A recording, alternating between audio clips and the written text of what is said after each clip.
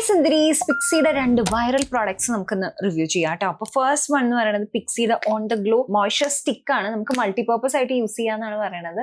വേണമെങ്കിൽ നമുക്ക് ഫേസിൽ വേണമെങ്കിൽ ഫേസിൽ യൂസ് ചെയ്യാം, അതല്ലെങ്കിൽ ബോഡിയിൽ യൂസ് ചെയ്യാവുന്നതാണ്. ഒരു ഹൈലൈറ്റർ പോലെ വേണമെങ്കിൽ കൂടെ നമുക്ക് ഹൈലൈറ്റർ എന്ന് വെച്ചാൽ തിളക്കല്ല, ഒരു ചെറിയൊരു ഗ്ലോ ആയിട്ടുണ്ടാവില്ലേ, ആ രീതിക്ക് നല്ലതാണ് കേട്ടോ. പക്ഷെ ഞാൻ അധികം റെക്കമെൻഡ് ചെയ്യില്ല. എനിക്ക് പേഴ്സണലി ഇതൊരു ഓയിലി ആയിട്ടുള്ളൊരു സംഗതി ആയിട്ടാണ് ഫീൽ ചെയ്തത്. ശരിക്കും ഇതിന് പകരം ഒരു വാസ്ലിൻ അപ്ലൈ ചെയ്താലും ഏകദേശം ഒരു സിമിലർ എഫക്ട് തന്നെയാണ് ഉണ്ടാവുക. അതുകൊണ്ട് 2000 രൂപയ്ക്ക് ഇത് വർത്ത് ആയിട്ട് എനിക്ക് ഫീൽ ചെയ്തതേ ഇല്ല കേട്ടോ. ഇനി നമുക്ക് ഈ ബ്ലഷ് നോക്കാം കേട്ടോ. നമ്മുടെ കുറെ വീഡിയോസിൽ ഞാൻ കാണിച്ചിട്ടുള്ളതാണ്. ഇതിന്റെ ഒരു പ്രശ്നം എന്താണെന്ന് വെച്ച് കഴിഞ്ഞാൽ പെട്ടെന്ന് ഒലിച്ചിങ്ങനെ വരും. എന്ന് വെച്ചാൽ ഭയങ്കര ക്രീമി ആയിട്ടുള്ള ബ്ലഷ് ആണ്.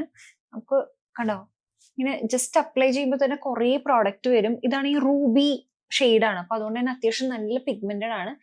പക്ഷെ നല്ലൊരു ബാമി കൺസിസ്റ്റൻസി ആണ് കേട്ടോ. സാധാരണ ബ്ലഷ് ഉള്ളൊരു വ്യത്യാസം എന്ന് പറയുന്നത് അതാണ്. അപ്പൊ അതുകൊണ്ട് കൈ കൊണ്ട് തന്നെ ഇതേപോലെ ബ്ലെൻഡ് ചെയ്തെടുക്കാവുന്നതാണ്. ഇത് തന്നെ നമുക്ക് ഐ ഷാഡോ ആയിട്ട് യൂസ് ചെയ്യാം, വേണമെങ്കിൽ ലിപ്സിൽ യൂസ് ചെയ്യാവുന്നതാണ് കേട്ടോ. നല്ലൊരു ബ്ലഷ് ആണ്. ഇത് എനിക്ക് ഇഷ്ടപ്പെട്ടു. ട്രാവൽ ചെയ്യുന്ന സമയത്തൊക്കെ ഞാൻ അത് കൊണ്ടുപോകാറുണ്ട്. അപ്പൊ നമുക്ക് മൾട്ടി യൂസ് ചെയ്യാലോ. പിന്നെ ഇതിന്റെ ഒരു ചെറിയൊരു നെഗറ്റീവ് എനിക്ക് പറയാനുള്ളത്, നമ്മൾ മേക്കപ്പ് അപ്ലൈ ചെയ്തതിന് ശേഷം, അതായത് ഫൗണ്ടേഷൻ ഒക്കെ അപ്ലൈ ചെയ്തതിന് ശേഷം ആണെങ്കിൽ നമുക്ക് ഈ പ്രോഡക്റ്റ് വെച്ച് ഇങ്ങനെ ആക്കി കൊടുക്കുന്നതിന് പകരം കുറച്ച് കയ്യിലെടുത്തിട്ട് ഡാബ് ചെയ്ത് കൊടുക്കുന്നതാണ് നന്നാവുക. അതല്ലെങ്കിൽ ചിലപ്പോൾ മേക്കപ്പ് അങ്ങോട്ടും ഇങ്ങോട്ടും നീങ്ങി പോകാൻ ചാൻസ് ഉണ്ട്. അതല്ലെങ്കിൽ ഇത് നല്ലൊരു ചോയ്സ് ആണ്. നമുക്ക് വേണമെങ്കിൽ ഇത് ട്രൈ ചെയ്ത് നോക്കാം. പക്ഷെ മോയ്സ്ചർ സ്റ്റിക്ക് ഞാൻ റെക്കമെൻഡ് ചെയ്യുന്നില്ല കേട്ടോ. അപ്പൊ നിങ്ങളുടെ ഫേവറേറ്റ് ഏത് ബ്ലഷ് ആണെന്നുള്ളത് എന്തായാലും കമന്റ് സെക്ഷനിൽ കമന്റ് ചെയ്യൂ.